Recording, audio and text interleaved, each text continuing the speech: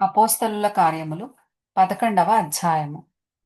అన్యజనులను దేవుని వాక్యం అంగీకరించిరని అపోస్తలులను యూదయ యందంతటనున్న సహోదరులను వినిరి. పేతురు యెరూషలేమునకు వచ్చినప్పుడు సున్నతి పొందిన వారు, నీవు సున్నతి పొందని వారి యొద్దకు పోయి వారితో కూడా భోజనము చేసితివని అతనితో వాదము పెట్టుకొనిరి. అందుకు పేతురు మొదట నుండి వరుసగా వారికి ఆ సంగతి ఈలాగు వివరించి చెప్పెను. నేను యొప్పే పట్టణములో ప్రార్థన చేయుచుండగా పరవశుడనైతిని. అప్పుడొక దర్శనము నాకు కలిగెను. అది ఏదనగా 4 చెంగులు పట్టి దింపబడిన పెద్ద దుప్పటి వంటి ఒక విధమైన పాత్ర ఆకాశము నుండి దిగి నా యొద్దకు వచ్చెను.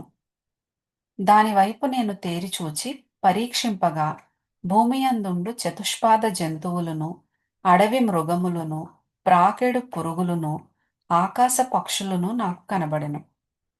అప్పుడు పేతురు, నీవు లేచి చంపుకొని తినుమని ఒక శబ్దము నాతో చెప్పుట వింటిని.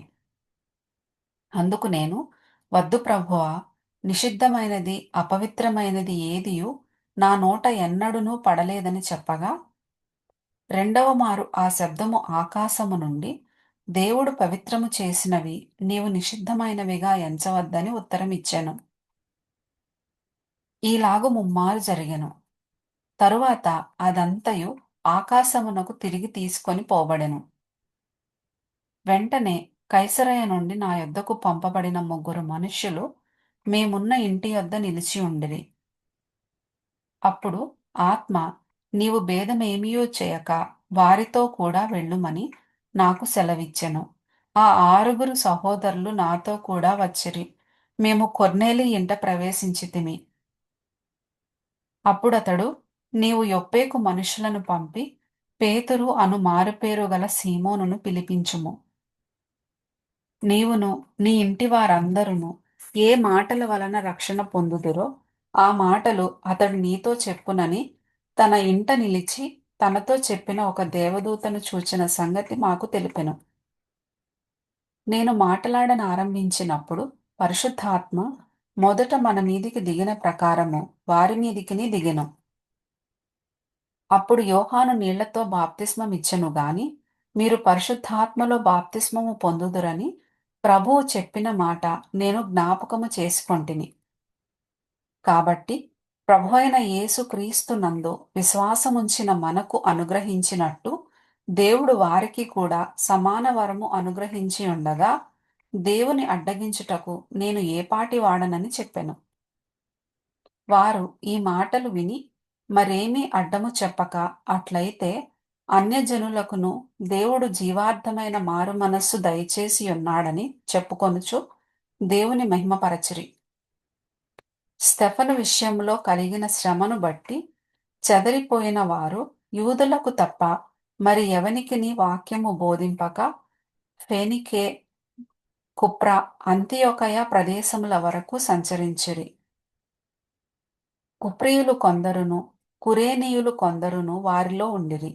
వీరు అంతియొకయకు వచ్చి గ్రీసు దేశపు వారితో మాటలాడుచు ప్రభువైన యేసును గూర్చిన సువార్త ప్రకటించిరి.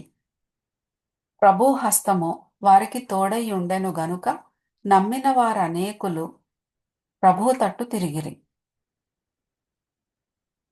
వారిని గూర్చిన సమాచారము యెరూషలేములోనున్న సంఘపు వారు విని బర్నబాను అంతియొకయ వరకు పంపిరి. అతడు వచ్చి దేవుని కృపను చూచి సంతోషించి ప్రభువును స్థిర హృదయముతో హత్తుకొనవలెనని అందరినీ హెచ్చరించెను. అతడు పరిశుద్ధాత్మతోనూ విశ్వాసముతోనూ నిండుకొనిన సత్పురుషుడు. బహుజనులు ప్రభువు పక్షమున చేరిరి.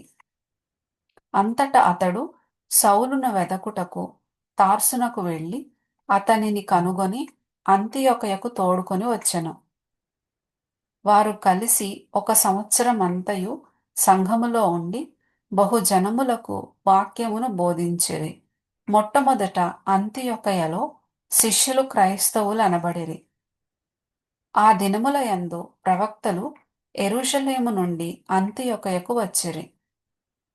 వారిలో అగబు అను ఒకడు నిలువబడి భూలోకమంతటా గొప్ప కరవు రాబోచున్నదని ఆత్మ ద్వారా సూచించెను. అది క్లౌదియ చక్రవర్తి కాలమందు సంభవించెను. అప్పుడు శిష్యులలో ప్రతివాడును తన తన శక్తి కొలది యూదయలో కాపురమున్న సహోదరులకు సహాయము పంపుటకు నిశ్చయించుకొనెను. అలాగున చేసి బర్నబా, సౌలు అను వారి చేత పెద్దల యొద్దకు దానిని పంపిరి.